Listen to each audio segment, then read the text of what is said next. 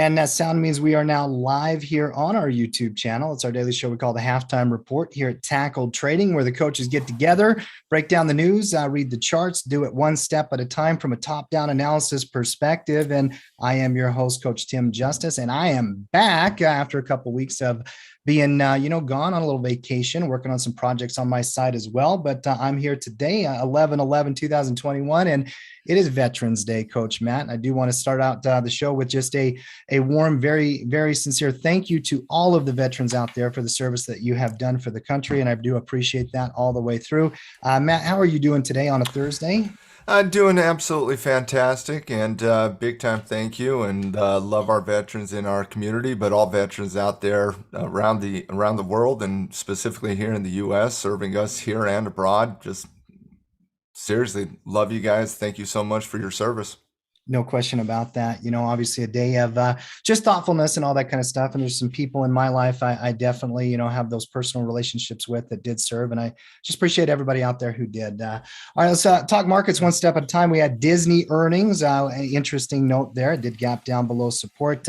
Miss and a miss there, Matt. I know that you're going to break down the numbers here in just a few minutes. Miss, concern on guidance. Disney's, we'll talk about Disney here in a second, but it's not a complicated one to understand here. You miss, well, what have I said for 4 consecutive weeks now? You got to start with beating something, anything. One thing, Disney? Like beat one thing? No, we didn't do that today. So pretty simple to understand, but we'll break down Disney's chart and their earnings report here in just a minute. Yeah, if you don't start with a beat, you're going to be in trouble during this earnings season, and we'll take a look at. It's simple, Tim. If you don't beat, you got to start projecting forward better things in the future. You got to do that, and they just didn't do it today. That is exactly right. And obviously we got a market pullback that's developing here and an interesting one as well. Matt, you asked me a question. Hey, Tim, two red days into the 9 EMA. What do we call that? It is a bull flag. I want to get Matt's technical read on everything going on across there, as well as what's going on with gold. Another, continuing to the upside. Matt, let's start with the broad markets. So what is your read here of what's happening on the S&P 500? Well, yeah, you're definitely in pullback mode here in the S&P. We talked about it a couple days ago. In fact, on Monday, Tim, you weren't here on Monday, but Coach Mark was, and we were talking about it. And there's a lot of people geeking out about that infrastructure conversation, right? And I said, guys, I get it. Everybody in the dog's writing about it. Everybody in the dog's talking about how this market's just going up and up and up. Kind of feels like they're talking about the last 2 weeks, not the next 2 weeks. So feels like a little bit of buy the rumor, sell the news type scenario happening here. And the reason I said that, Tim, was not just, well, again, it's a market cliche for a reason, but you never, for the first time in a little bit of time here, 8, 9, 10 trading days, you had a little bit of neutrality coming into the futures market on Sunday. And so when everybody's talking about this infrastructure conversation, well, the market wasn't really pricing in a higher price response here. You see that neutrality carry out, and then obviously we violate some support right here, and you start that little bit of a flag-based pattern. Now, whenever you go through retracement analysis, pullback, let's just label it pullback analysis, right? Mm-hmm. A pullback is simply coming back down from the highs. And so in pullback analysis, you can have a high base, which is really kind of simple consolidation at the top end of the range. You can have what's called the flag-based pattern, which is typically a 2 to 3 day, retracement of sorts coming into that 9 EMA, which is that momentum type trigger from a support perspective. And that's what we're seeing here. But again, until something does truly confirm, it is still in pullback analysis. Remember, slowing momentum is not an increase in bullish momentum. It's just a slowing bearish momentum over the last couple days. And so when you're looking at pullback analysis, you don't have to go far. Look at copper here. You don't have to go far to look at how that slowing momentum can give you a little bit of misread every now and then. Slowing momentum can give you a little bit of a misread. Slowing momentum. And so these pullbacks can slow down at those key levels of support, But unless they confirm, you're just dealing with the slowing momentum candle. You're not dealing with anything beyond that at that point. And so you say, and the reason I bring up copper is just to show that example of as the market is coming down, we can get a little bit anxious as traders. We can get a little bit happy feet to a certain extent where we want to jump right back into the marketplace. Well, we wanted to jump back in, never confirm. And again, I'm talking about the royal we as market participants. We as market participants want to jump in. Does it really confirm? Same thing. Finally get confirmation off the 200-day moving average. And so you really, these pullbacks, they start with high bases, they then go into flags, then they come into retracements, and then it's something else after you start blasting through that bottom basement retracement type analysis. And so when we're coming back to the ES contract here, which is the S&P, you gotta and that's what you're gonna hear me say here in pullback analysis. You gotta like the start of what's happening right now, but it's just a start because all we're doing is looking at a doji on a Thursday after 2 days of downward movement in price. Not that big of a deal. It's not a big news day. Not a lot of information coming out to the market here today. And so with that said, it could just be a doji with some further downward movements in price as we test maybe deeper retracement analysis. But once again, you gotta like it. And what I mean by that is you just gotta like the starting point of that slowing momentum. And until we get confirmation, you're still looking at it as slowing momentum. But a couple things here in those flag-based patterns that you kind of gotta like here. Number one, whenever you're looking at flag-based patterns, retracement-based patterns, you want to connect these resistance levels on the downside, either using a 1-hour chart or a 30-minute chart. And what you're now seeing here, Tim, is you're seeing that little short-term symmetrical triangle type scenario where you're looking for confirmation to get back up above that 4660 level. And if you can get back up above that 4660 level, you should start seeing a market build a little bit on an intraday perspective as it fights back up into that 4675 handle, which is really the low point in the high base analysis before we violated that earlier yesterday. And so you're seeing a little bit of things from an intraday perspective that are slowing this short-term flag down. We got some pretty clear pictures where on the chart 4660 kind of stands out from an intraday perspective, that if we can get back up above that, you could certainly start seeing an intraday trend start to develop where you see a series of higher highs and higher lows. And so I'm looking at that level right here, old support over here, old support, little double top action at 4660. You got a downward moving 200-day moving average on the 15-minute chart that's converging right there as well. And so I'm looking at that 4660 level right now just to see, okay, this is where this short-term intraday trend could start to develop. And as that short-term trend starts to develop on an intraday perspective, that's where those swing traders start coming back in with a little bit more confidence. So a couple rough days in the marketplace, not to be unheard of here. We are dealing with a pretty good market right now, and so not going to complain too much. Couple 2 days, a little bit of difficult chop to the downside, but I got it as consistent, and I always like markets that are consistent from a technical perspective. I can see something happening above 4660, but again, that's just for the intraday build from an intraday trend perspective. But I want to do a thorough breakdown of the technical condition in the S&P because as we navigate this pullback, there's going to be good opportunities in the marketplace. But that rising tide theory is so true in breakouts. It's so true in every aspect of the market. But the rising tide theory is especially true coming off low prices. Whether you're talking about a flag or retracement or something else a little bit deeper, that rising tide theory, which the rising tide raises all ships, well, that same concept applies here. So if we get some market confirmation, whether it's at the 9 EMA, the 20 EMA, or a little bit deeper down to the 50, we don't know yet. We just don't know yet. But what you're seeing is a little bit of intraday slowing momentum with some pretty clear triggers above that 4660 barrier right at a momentum support level called the 9 EMA. That's what we're dealing with right now. Yeah, and what's interesting, Matt, is the different indexes. The S&P 500, which you're detailing here, is very similar in visuals to what's going on in the Dow, the Nasdaq, and the Russell. But obviously, just a subtle difference in the pattern. The story for Yeah. me, though, is happening in the sectors. Can you give me a quick run through the different indexes and tell me if there's anything that stands out we need to be aware of in You terms know, of I, relative I, strength and I weakness? honestly don't have a discernible difference in these charts right now between the NASDAQ and the S&P. You're both looking at a little bit of momentum in trend, flag-based patterns, so there's not a lot of differences there. I do like both pullbacks as they are from a technical perspective. When you're looking at the Dow Jones is showing a little bit of additional weakness here today in response in comparison to what's happening in the S&P as well as the NASDAQ here, but a lot of that is Disney here. Disney's going to have a big influence on the Dow. The Dow's showing a little bit of negative return against the market return, given what's happening with that gap down analysis in Disney. So, but you're still seeing this as a pullback, although you're probably not looking at this one as aggressively, I would say, as what we're looking at in the Nasdaq and maybe Mhm. to a lesser extent in the S&P, because again, it's the Dow. But once again, the little bit of a negative price handle here is due to Disney. Gotcha.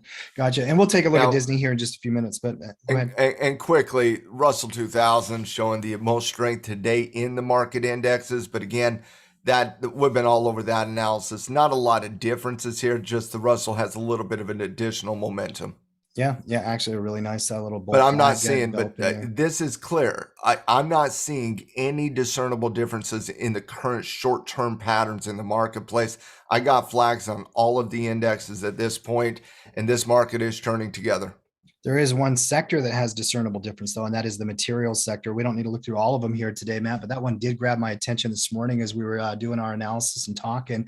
Obviously, gold has had a lot of strength. You just detailed the pullback in copper a minute ago.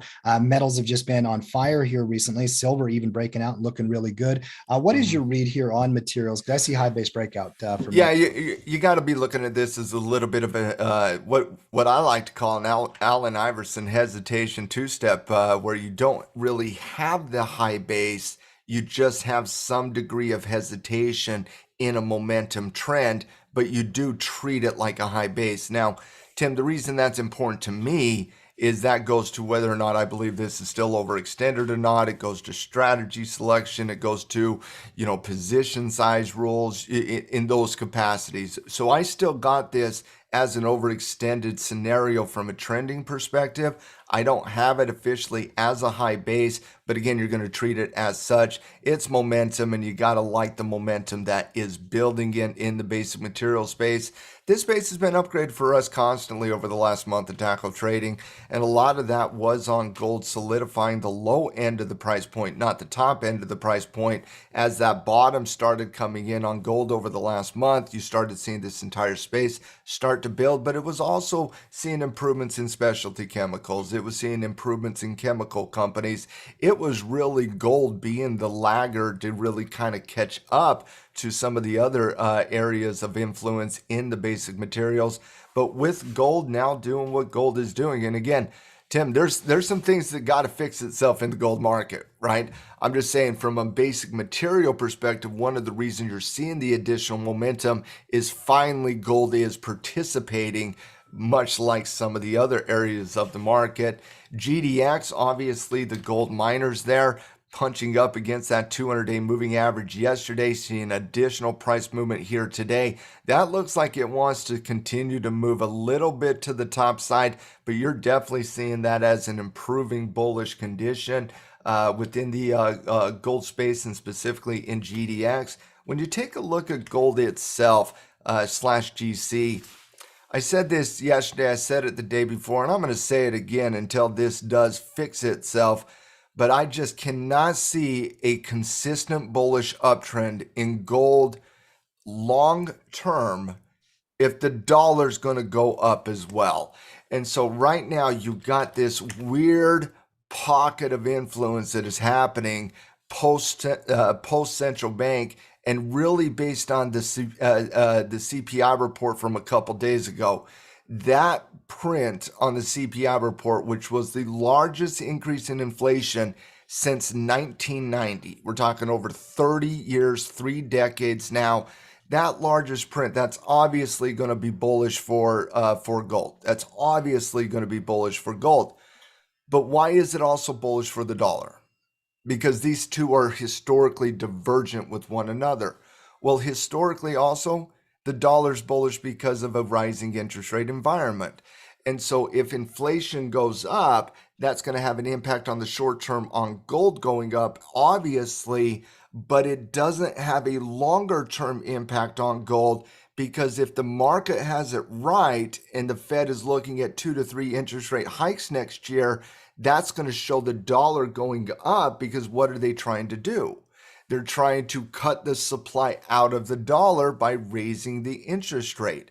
And so as you raise the interest rate, the supply comes down, which means the dollar will typically go up in value, and that puts a negative pressure from a correlation perspective on gold.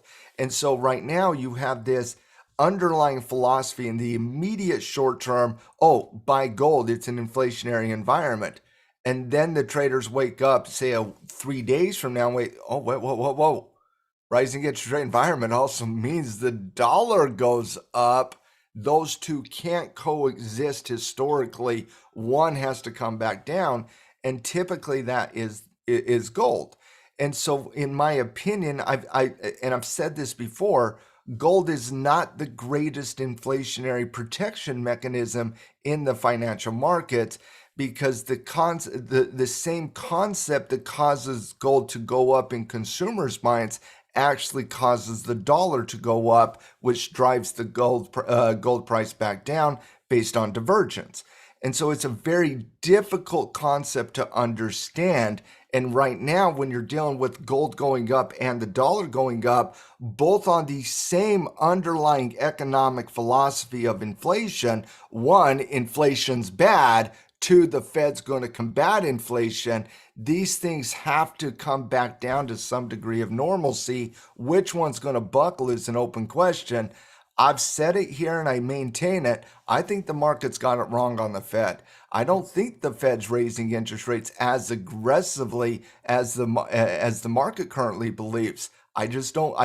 That's not my reading of the central bank, and that is certainly not my reading of Jay Powell. And I do not believe Biden would put somebody in that's more hawkish than Powell, who's very, very dovish. And so that's just not my personal reading of the central bank. I think these two, it's going to be interesting over the next week. But man, I'm not there from a confidence perspective on this gold breakout. I can tell you that. That's why I still feel it's a cash flow environment in GDX. People don't remember this, but when Powell was appointed, Matt, he was supposed to be a hawk.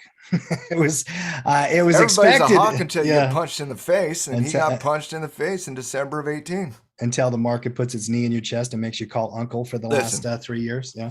What are you? Are you a leader or are you a follower? Well, okay, that's all I'm going to say. And at the central bank, this head of the central bank, I would anticipate that individual to be a leader. Would you agree? You would think so. Yeah. You would think the head of the central bank should be a leader. Mm-hmm. And yet they follow the marketplace. They capitulate to the market's whiny. They capitulate to the market crying. They capitulate to the market going down 3 days. If the market goes down 3 days, this Fed will capitulate, because it's not the leader. The leader is the market participants. They're the leader. It's like, who's walking the dog? The dogs. Are you walking the dog, or is the dog walking you?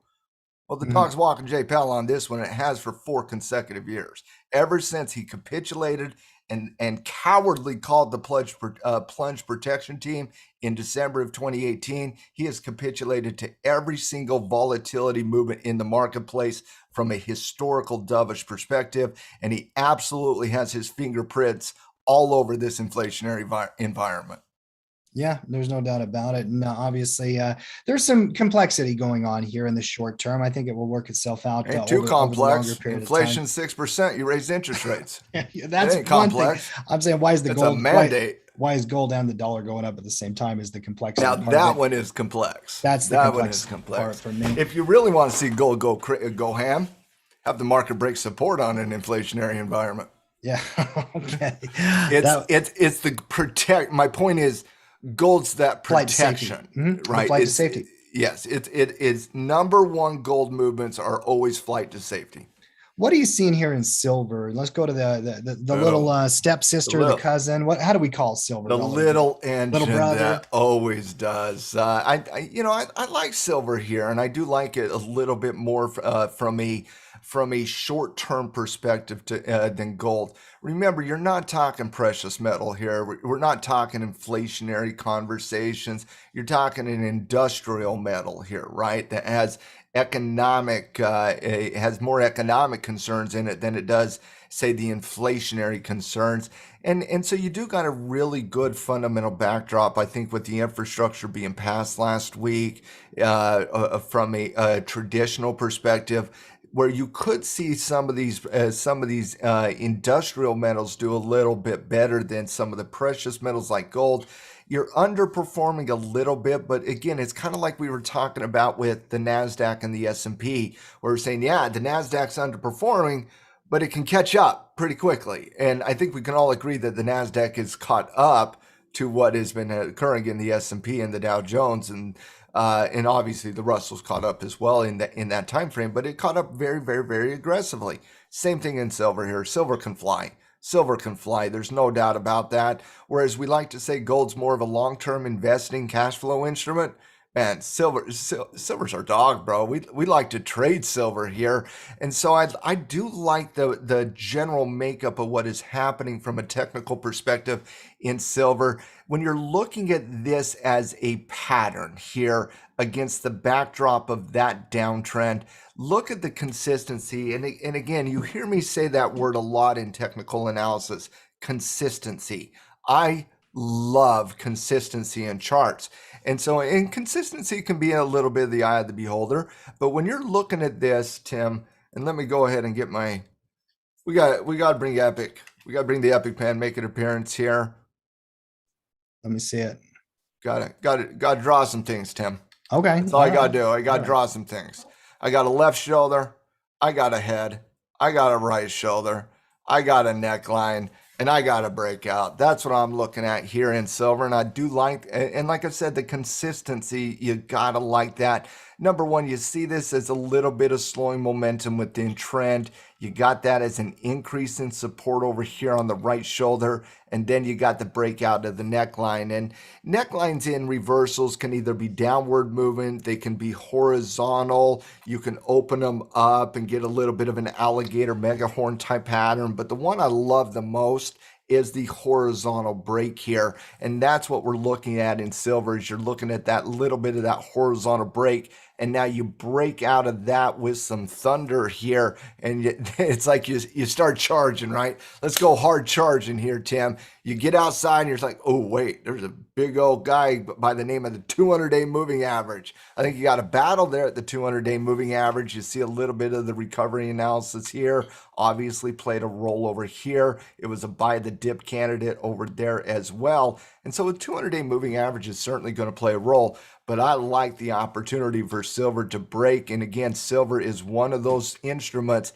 that can absolutely fly. It can run pretty aggressively. I like silver here. I like the breakout. And I think you're looking at I got it in bullish territory. I got it at the positive 35. I know we don't rank silver like we rank gold, but if we did, I would give this a 35 to a 30 handle. I like the build that we're starting to see.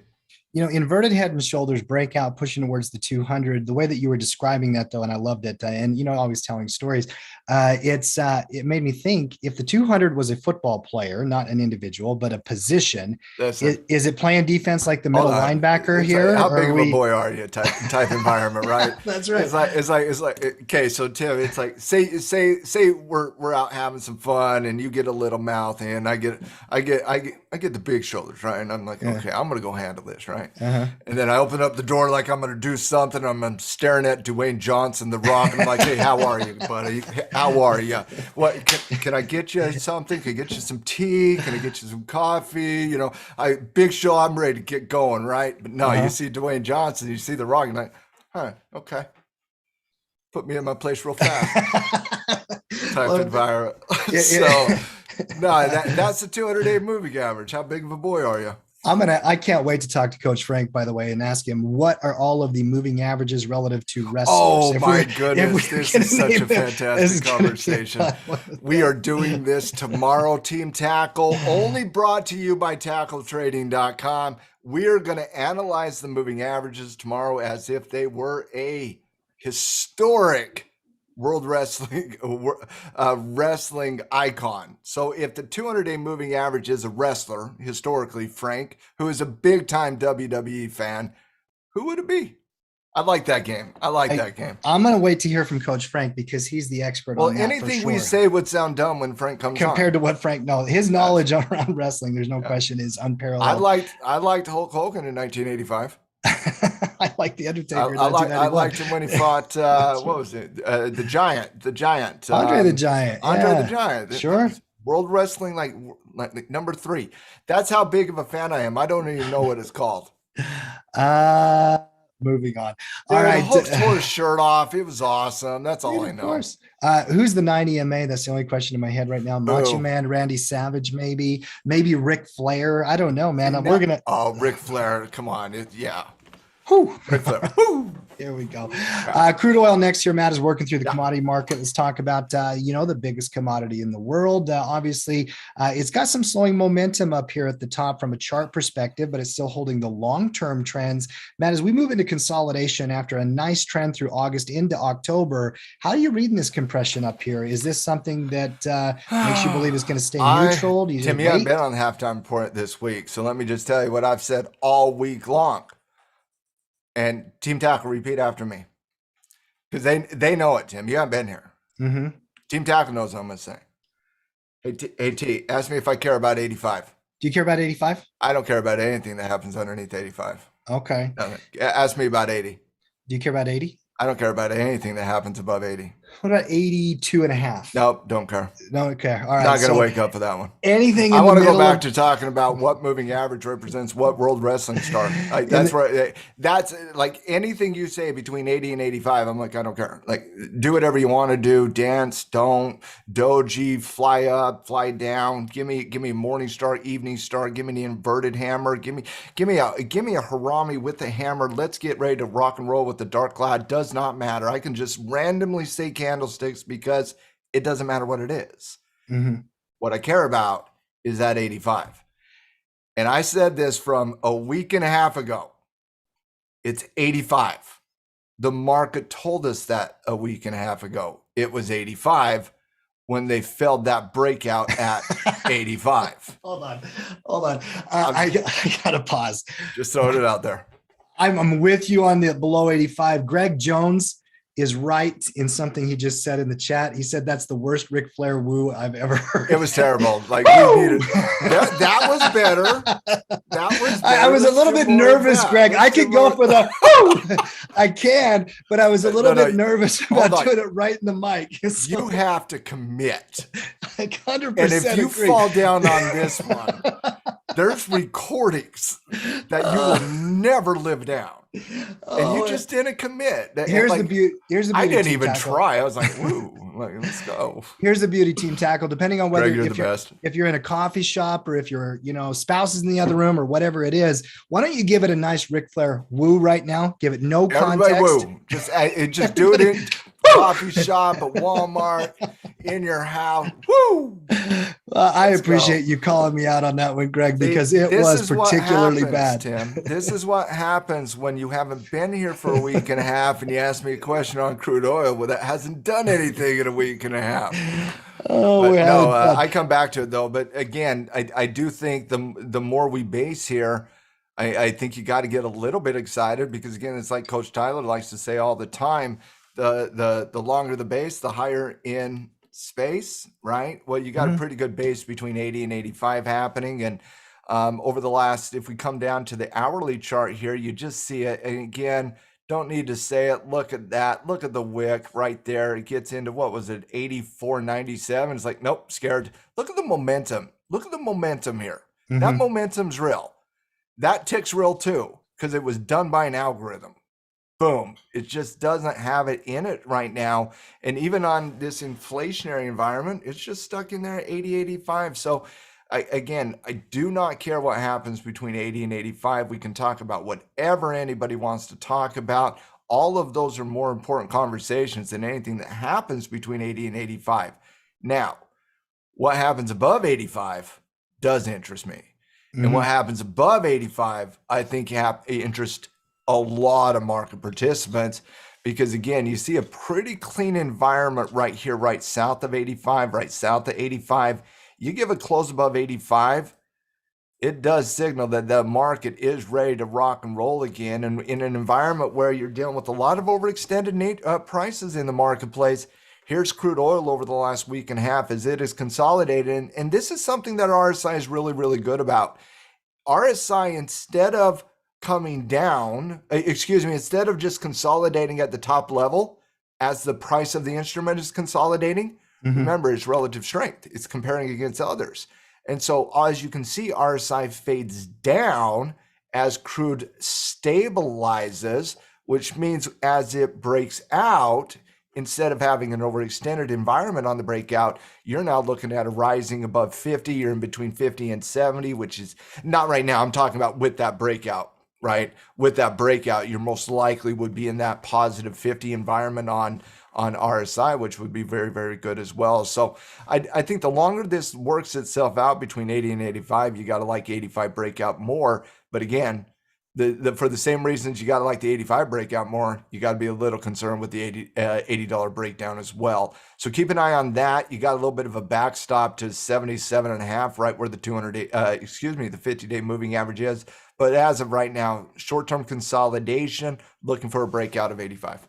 And here's the thing, whenever support and resistance start to establish themselves very clearly, it makes it kind of easy in that regard. You just got to wait. You got to be patient. Let the market tell you where it wants to go. If it does give you the break one way or the other, then you can make an adjustment and take advantage of whatever new trend is developing. So, all right, very good. Bitcoin, last one here. Then I do want to talk stocks. And really the story of the day is Disney. We're going to get to that very, very shortly. But Matt, we got a little hesitation on Bitcoin up here at the high. That's technically a higher pivot high, but now we're backfilling into the 90 MA, still very, very bullish. What's your read there on the technicals?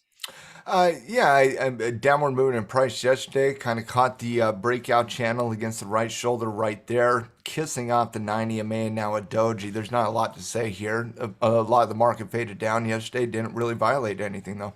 Yeah, I'm with you. There's not much there for today. So let's move on to stock talk. And if you're out there watching the show Well, right now, can I say one thing of here? course. Yeah. I'm not looking at new entries here. I don't think the technical condition supports new entries. I think we're in the middle of the previous trade, quite frankly. Still in the other Yeah. trade, kind of managing stop losses, managing target Mhm. expectations, those kind of things. It's going to be interesting if we do pop 70, though. I mean, if you get some kind No, of no. new If you pattern can, set up, yeah, absolutely, 100%. Something absolutely could. I'm talking the dip mechanic here, Tim. sure. Something absolutely can start at 70K now. Absolutely, but again, I think we need a little bit more data coming into that. Gotcha. All right, let's move on. Let's talk Disney here. And by the way, as we make a transition into those stock news, I do want to do a couple of calls to action out there. If you're watching the show, hashtag Team Tackle in the chat always is our official hashtag, represents what we're doing here from a community perspective. Loving the chat here today. But one thing I am looking for is a few more thumbs up, guys. We got quite a few people here. We need to get those numbers up. Your Ric Flair attempt, I will give it. Your Ric Flair attempt deserves a thumbs up just for making me laugh. I hope so. At least give me that. Are you And from kidding? Give the charity click there, Team Tackle. That was a fantastic attempt. All right. We haven't had Coach Tim for 2 weeks, and the first thing we get is a Ric Flair woo. Yeah. Oh, come on. Out of nowhere. Bring Out of the nowhere. fire, buddy. There we go. Let's talk Disney here, Matt. Gap down below support on a miss and a miss. What did you learn from the report? What should we unpack here? What do we need to know? What do we need to know? I learned Disney needs to hire me to spin this type of report because you can't. This one's tough to spin here. I mean, again, this earnings season, 81% of companies are beating EPS numbers. 75% of companies are beating revenue numbers. Guidance is mixed so far, but for the most part, the corporations that have given us some guidance, most of them have been to the or a majority of them have been to the negative side. So we know the parameters, we know the growth environments kind of that is, picked up a little bit of steam to overcome some of the value concerns of the last 2 months. Disney did not achieve anything in the last 24 hours. They did not achieve anything in comparison to anybody else in the market of what they have achieved in the previous quarter. And like I said at the beginning of the halftime report, you got to call a spade when it comes to the world of finance and these corporations. And we all have our likes and dislikes and our loves and our hates in the marketplace. There's no doubt about that. But you got to call a spade at all times. You got to call a spade. And you can't paint this pic. You just can't do it. You miss on EPS numbers, you miss on revenue numbers. And yeah, we can talk about Parks and Rec, and we can talk about how the economy is coming back, and we can talk about all of this. But in all of those positive economic environments, Disney's lagging it. The Disney story of the last 3-4 years has been a Disney Plus storyline. The Disney storyline over the post-pandemic has been a Disney Plus storyline. Everybody's going to be hypersensitive to that storyline of subscriber growth. And in an environment where the only thing we've talked about in earnings is how growth needs to overcome the current valuation concerns, Disney does absolutely nothing to ease those concerns right now for Disney itself. And when you're looking at the raw numbers, 37 cents against 50 on the expectation, that is a nasty miss on EPS. It just is. When you're looking at revenue numbers coming in slightly light, 18.5 versus 18.9, that is a slight miss and definitely forgivable. Definitely forgivable with the miss on that revenue. Very similar to where the expectation was. That resulted in about a 26% increase in revenue year over year. So where's the issues? Number one, the issue is you missed on EPS. That's the issue. Don't miss on EPS. That's an issue. But the biggest issue is on subscriber growth. Tim, you were coming through a year over year subscriber growth, and Disney has about 118 million subscribers right now. They're still on pace to get their 230 to 260 by 2024. Nothing has changed in that, right? Nothing has changed in that except one thing. You had 60% year over year growth, T, but quarter over quarter, you had a paltry 1%. And so growth flatlined in the third quarter for Disney. Flatlined. Disney has a problem with content right now. They need more of it. They need to release new content. They need more of it, and they need a lot more of it. You need to really drive those content releases. They have a problem right now with that. When we're looking at that, and they talked quite a bit about that improving coming into next year and the year after that. That's fantastic, Disney, but you've made these promises before. We need to actually see it now. We need to see it. Stop talking, start producing, Disney. Disney's under fire here, and rightly so. Market's building on momentum. Market's going gangbuster. Disney cannot find the right gear. Market's in fourth gear right now. Disney's cranking in reverse. It's having a hard time getting going, and it's based on these underlying factors. And until Disney can really show this from a fundamental perspective, I think you got to be a little bit concerned, and you're still obviously writing covered calls for any long-term investor saying, oh, now, well, let's get our percent to 2% every month. Let's go. And until we start seeing Disney improve from a fundamental perspective or improve from a technical condition, this has to be a downgrade against the marketplace. And there was a couple institutions that did that just today, based on these numbers, and I certainly do agree with them. When you gap below support on long-term charts, obviously it's going to take some time for things to improve, and they deserve to gap down. And the weakness here today is definitely part of the numbers. But I'm still a long-term believer in Disney, and I'm 100%. Disney's and I know in the you battle, bro. Disney's in the corporate battle of 2040. Of course. And, as in fact, they even hinted at improved demand for next year's theme parks. They think that they're going to see attendance come back. And, you know this as well as I do. They're going to eventually release new content on those Disney Plus Can I ask a simple question? Yeah. Are you going to give up on your marriage simply because you got in a fight? Nope. No, you're not going to do that, right? Okay, that's all this was with Disney, right? It's a short-term bump in a long-term successful partnership. They'll get it together. But again, the raw numbers were concerning. Yeah, I agree. All right.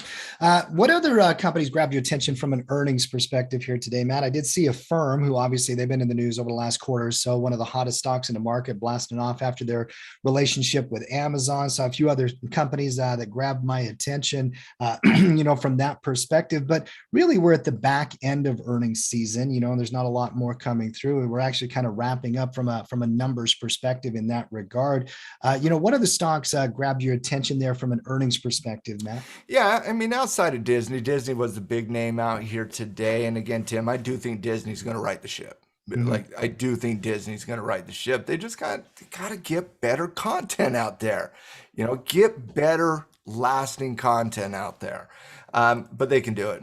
Maybe all I'm asking for from Disney is another season of Mandalorian. Like, let's do 2 a year. There, 3, bring back Omi one, like go 4 season of, like bring all the Star Wars back. Let's do this. Let's do sure, it together. sure. Tackle Trading will be a sponsor of whatever Jedi program you guys want to do, Disney. Jedi We just, options. Let's get it on the platform. Let's we get just, we might not be able to afford Disney marketing. Just throwing it out there, Disney. We'll work for free. We'll watch Disney dishes. There you go. No, I kid. So there wasn't a lot of other things out there today. Let's talk a little bit about a firm holdings. Gap down, climb back up, all sell right back down. It was one of those weird price movements. A firm comes in today at a -40 handle versus the expectation of -30. Revenue came at 269 versus 248.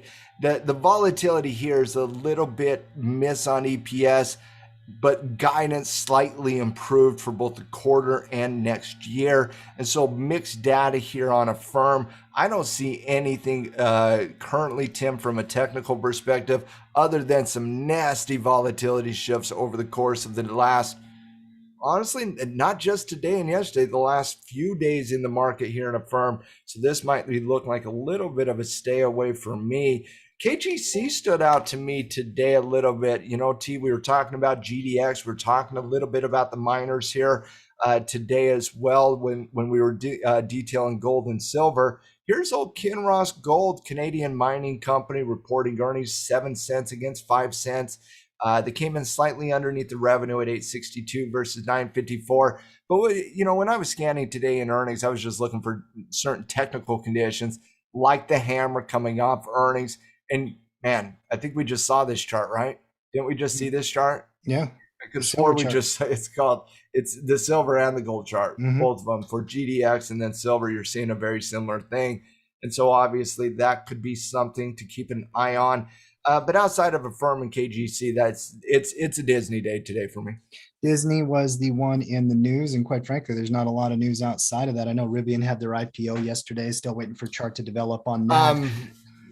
Elon had news. He did, as a matter we did confirm that Elon was already planning on selling his shares of stock.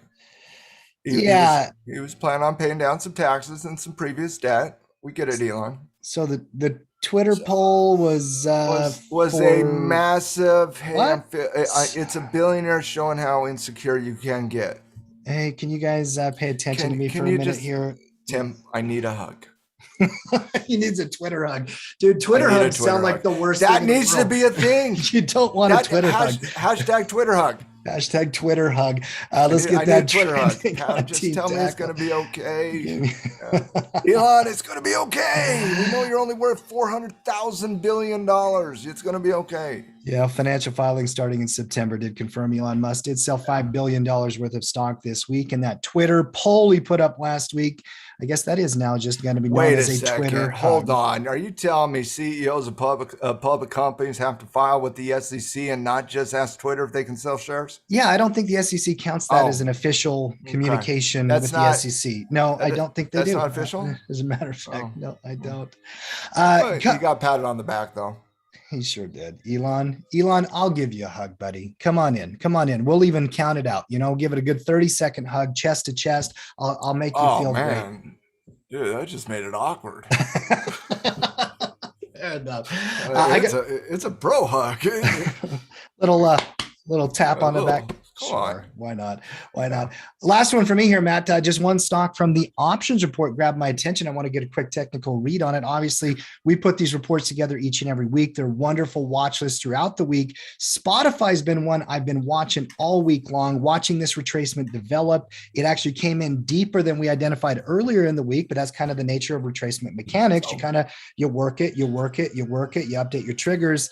Now I'm getting interested here, Matt. What are you seeing here in spot from the options report over the weekend? Because I see a nice deep retracement into some key moving averages, and we're setting up on a nice little trigger here as well. Spot, man, they've had quite a run the last couple of years, acquiring talent and all that kind of stuff. What are you seeing in the chart here? Yeah, I mean, we talked about this earlier today about how pullbacks behave, and you look at the 90 MA, you look at horizontal, you look at vertical, you look at the 20-period moving average, but the simple reality is the pullback's going to be the pullback until it does confirm, and everything is just slowing momentum until you do start to see that confirmation. You got to like the zone you're in, number one. Anything that comes down to the 20-period moving average is typically, not all the time, but it is typically going to be in that more traditional bullish retracement type pullback scenario. And what you're looking for in any of this pullback scenario is you come down into the 30-minute chart and you simply just watch this. You see it has a chance here with the double bottom, but it never confirmed. Had a chance here a little bit with slowing momentum, never confirmed. Has another chance here. Look at it. There's your resistance level right there at 280. Has a chance. You're fighting back up against the trend line. Love that trend line, by the way. You're fighting up against that trend line. You break out at 280. You should start to see that little bit of a V-shaped recovery here. A little bit of a gap up on the overnight action. Now you're kissing up against 280. You got the 90 MA right there. And I believe the 90 MA is right in the 281 zone, maybe slightly underneath 281. So I would give this confirmation ultimately above the 90 MA at 281, but I'm looking intraday at 280. You're never going to find amazing technical conditions with massive probability on a deep pullback. That's not where it lives. But what you will find is fantastic reward to risk ratios, amazing rock star reward to risk ratios. You take the lesser probability for the additional return in pullback analysis. I like it, Tim. I like it above 281. I do as well. It's definitely from a reward risk perspective. You're 100% right there. T1 300, simple. Yeah, simple T1, and then you can adjust from there. There's a way you can map out a plan. So I'm interested here. I'm going to keep an eye on that and watch for that trigger myself. All right, very good. And I did drop the link to the options report from this week in the chat there, Team Tackle. If you've not had a chance to review those weekly reports, definitely go and check that out. But Maddie, on a light news day, that's kind of going to wrap up our day here. It's going to wrap it up. On the halftime report. Any final thoughts for the team out there? No, once again, happy Veterans Day to all the veterans out there. We love you guys. Enjoy the rest of your day. And if you ever need anything from Tackle Trading, please never hesitate to get in touch with us. You can always get in touch with us at team@tackletrading.com. Tonight, we got the Cash Flow Club with Coach Gino. And then tomorrow during the halftime report, we got Coach Frank. And we're going to go through the sectors and kind of do a weekend review recap with Coach Frank. Absolutely. And always looking forward to that. By the way, if you're out there and you're still watching the show, make sure before you bounce out, click that subscribe button, click the bell. That way, whenever we do go live, like tomorrow with Coach Frank, you can be alerted. Come and join the program. We do this show every day. Markets are live. We break down the news and the analysis one step at a time. And if you're not yet a member of Tackle Trading's Pro community, so much value over there, courses, premium blogs, nightly shows, including like tonight with the Cash Flow Club with Coach Greg. He's going to be teaching you cash flow principles. Come and join us. There's a 15-day trial link in the description of every one of our YouTube videos. You can always email us, team@tackletrading.com. We can shoot you the information and definitely come over and join us. And I would be remiss if I did not remind everybody else out there, tomorrow night, ladies, Women in Trading with Coach Emily, 8:30 p.m. Eastern. I'll remind you as well tomorrow during the show. And Emily's also going to be writing some blogs tomorrow. You can read the Tackle today. She's going to be featuring some content there. Have a wonderful rest of your day, everybody. Until then, we'll see you on the other side.